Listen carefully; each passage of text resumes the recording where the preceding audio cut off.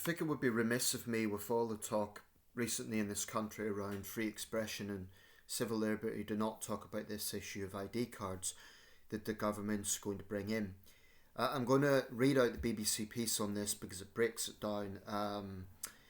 But before I get into that, the last video I made on yet another person being arrested over having a social media post. Even in that time, I've seen a short video. Now, granted, the whole context isn't there, but it shows two female officers turning up at a woman's door, something about her daughter making a tweet. They have no arrest warrants. One of the officers actually says, "I don't like being filmed." It was an officer in a hijab. Whether that, I don't know if there was something behind that or not, but she said, "I'm not comfortable being filmed." Well, maybe the woman that you're harassing isn't comfortable, having two uniformed officers turn up at her door for social media posts. This is really, really a pressing problem in this country.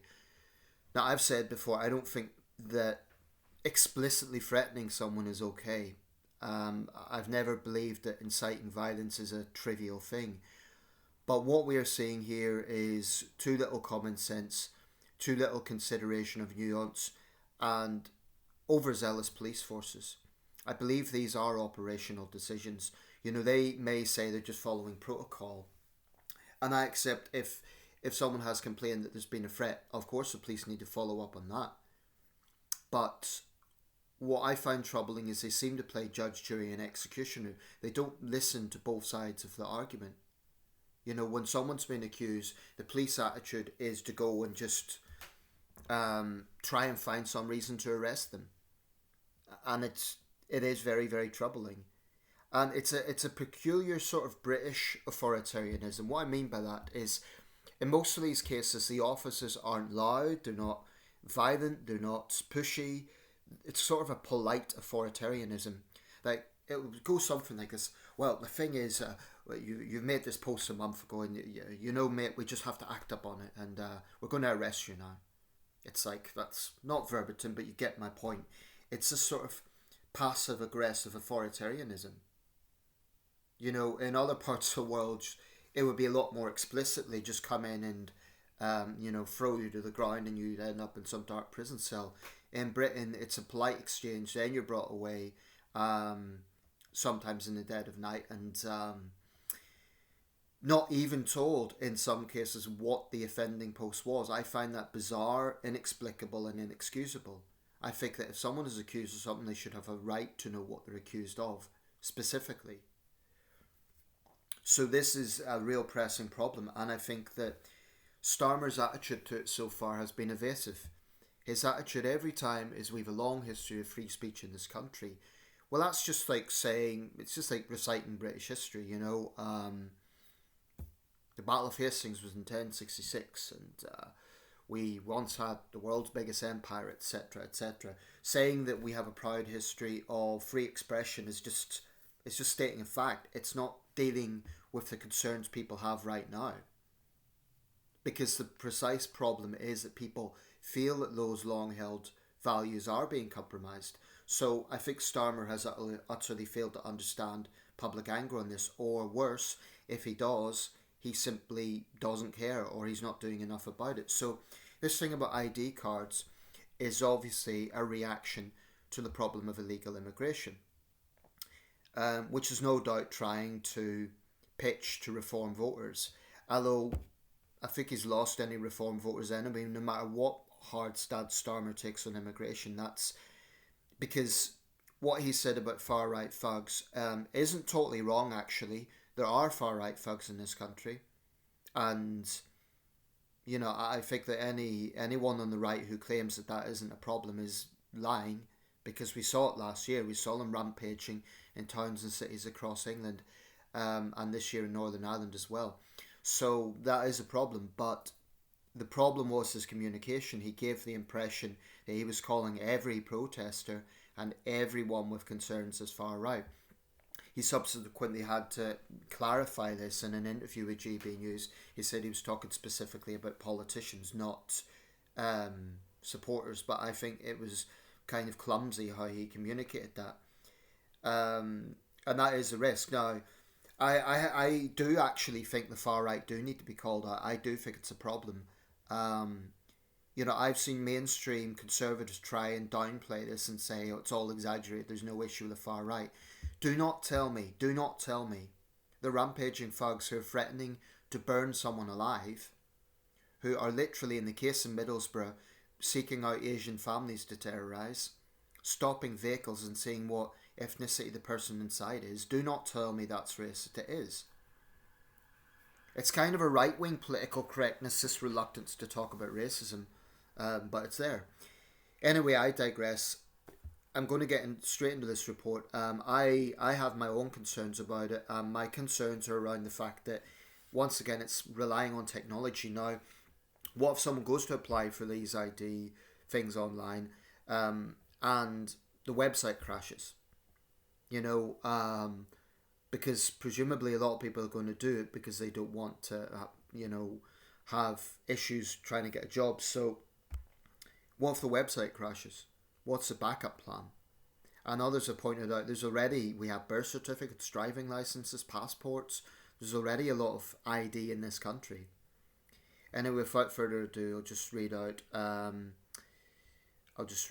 BBC piece. I think it does matter because this goes into more details. This report's by Rachel Hagan. What is the plan for digital IDs and will they be mandatory? The government has announced plans to introduce a digital ID system across the UK, with Prime Minister Sir Keir Starmer saying it will ensure the country's borders are more secure. The IDs will not have to be carried day to day, but they will be compulsory for anyone wanting to work. The government says the scheme will be rolled out by the end of Parliament, meaning before the next general election, which by law must be held no later than August 2029. I've seen him speak on this. He said people will not be able to work without digital ID. I don't know how this pertains. I assume it won't refer to people who are self-employed, which is kind of my status. I'm an English tutor online, albeit I need more students, but I'm not sure how this pertains to self-employment. So, why is the government introducing digital IDs? The digital IDs will be used to prove a person's right to live and work in the UK. They will take the form of an app-based system stored on smartphones in a similar way to the NHS app or digital bank cards. Okay, so what about someone who doesn't have a smartphone? I mean, someone who's unemployed and seeking work isn't going to have necessarily a flashy smartphone at their disposal.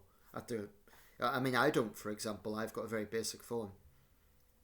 Information in the holder's residency status, name, date of birth, nationality and a photo will be included. Announcing the scheme, Sir Keir said, "You will not be able to work in the United Kingdom if you do not have digital ID. It's as simple as that." The government says the scheme is designed to curb illegal immigration by making it harder for people without status to find jobs. Ministers argue this is one of the key pull factors for migrants entering the UK illegally. Employers will no longer be able to rely on a national insurance number, which is currently used as part of proof of right to work or paper-based checks. At the moment, it is quite easy to borrow, steal or use someone else's national insurance number, and that's part of the problem in the shadow economy. People sharing national insurance numbers, for example. The idea is that having a picture attached would make it very harder to abuse that system. Well, we have pictures on passports. However, Conservative leader Kimi Badenoch said that while there are arguments for and against digital ID, making it mandatory requires a proper national debate. And I agree with her there, actually.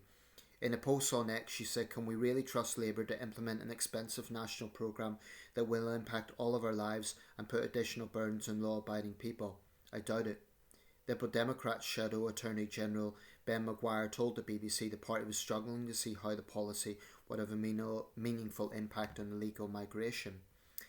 I think the point with that is if someone is here illegally and you have an employer who doesn't care about the law, this is really going to only affect people who are obeying the law. So I agree with that. I don't see how, if people are working in the shadows and they're working with unscrupulous employers, the unscrupulous employers aren't exactly going to say, "Oh well, we better play it by the book." The problem is in those unscrupulous employers. Will digital ID be compulsory and what else could it be used for? Digital ID will be available to all UK citizens and legal residents and mandatory in order to work. However, for students, pensioners or others not seeking work, Having a digital ID will be optional. Officials also stress it will not function like a traditional identity card. People will not be required to carry it in public. Ministers have ruled out requiring the ID for access to healthcare or welfare payments. However, the system is being designed to integrate with some government services to make applications simpler and reduce fraud. When I hear technology and simpler, I'm always skeptical because we know that technology often fails. The government said that in time, digital IDs would make it easier to apply for services such as driving licence, childcare, and welfare. It said it would also simplify access to tax records. Will people who don't have a smartphone need a digital ID card? Okay, that would be my question. The government has promised the system will be inclusive and work for those without smartphones, passports, or reliable internet access. A public consultation expected to be launched later this year will include looking at alternatives, potentially including physical documents or face-to-face support for groups such as older people or the homeless. Which other countries already have ID cards? The UK government has said it will take the best aspects of digital ID systems used elsewhere around the world, including Estonia, Australia, Denmark and India. Each of these countries has its own unique system, but all use it as a way for people to prove who they are when assessing certain government or banking services. Estonia introduced its mandatory digital ID system in 2002, and people use it to access medical records, voting, banking and digital signatures. It's primarily stored in people's smartphones as a digital version of an ID card. Australia and Denmark have digital ID apps that people can download and use to log into government and private services. Neither require citizens to have it, so it's optional in those countries. India has a system through which people can obtain a unique 12-digit reference number to use as proof of residence and identity. Many other countries also use digital ID of one kind or another, including Singapore, Greece, France, Bosnia and Herzegovina, the United Arab Emirates, China, Costa Rica, South Korea and Afghanistan. In the case of China, of course, it's the social credit system, which is highly controversial as part of the Communist Party's general control on people. Has the UK tried to introduce ID cards before? Yes, Tony Blair's government legislated for voluntary ID cards in the early 2000s. However, the scheme was scrapped in 2011 by the Conservative-led coalition, which argued it was too costly and intrusive. The UK has only had compulsory ID cards during wartime. Although they stayed in place for several years after World War II, Winston Churchill's government scrapped them in 1952, following criticism over costs and police use. That's an interesting thing because it shows these sort of debates are not new. Why are some people against digital ID? Civil liberties groups argue that even limited digital ID could pave the way for a more intrusive system, raising concerns about privacy, data security and government overreach. Big Brother Watch, alongside 7 other organisations, has written to the Prime Minister urging him to abandon the plan, saying it will push unauthorised migrants further into the shadows. More than 1 million people have signed a petition against introducing digital ID cards on the UK Parliament website. Petitions that can more than 100,000 signatures are considered for a debate in Parliament. Other prominent critics include the former Conservative Cabinet Minister David Davis, who campaigned against Labour ID card schemes in the 2000s. He said no system is immune to failure and warned governments and tech companies have repeatedly failed to protect people's data. And I think he's right about that. So, there's a few things to break down there. Firstly, I think, being absolutely honest, we shouldn't really compare this to a kind of state apparatus that you would see in somewhere like North Korea, China, former East Germany, that sort of thing. And this is used in other democratic countries in varying forms. But I do think that in this country, there's been a long-standing unease. It just seems kind of un-British. It seems kind of like big statism. And the Lib Dems raise a fair point that it isn't really clear how this will stop illegal migrants. I mean, I suppose the government's logic is if we make it more explicit with photo ID and the fact that, for instance, the national insurance numbers can be used on the black market, then it makes it harder for illegal migrants to work.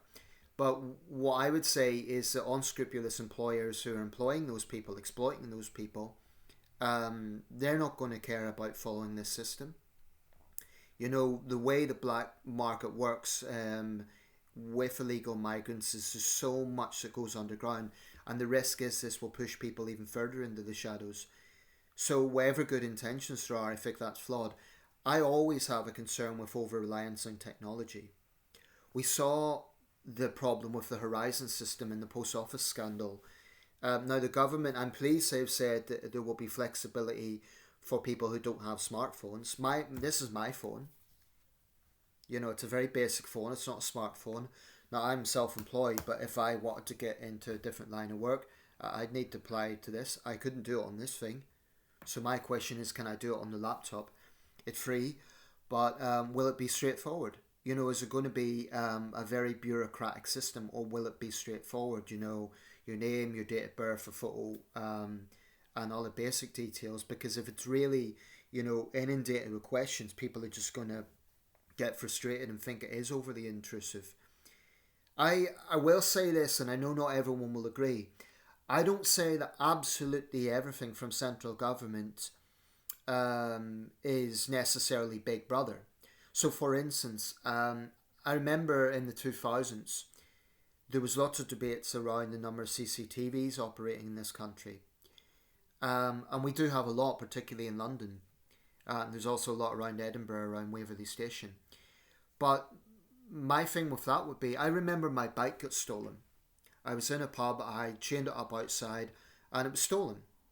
And the CCTV outside the pub kind of went to a certain point in the corner, but when I reported to the police, they said for legal reasons, there's limits on how far the CCTV could go.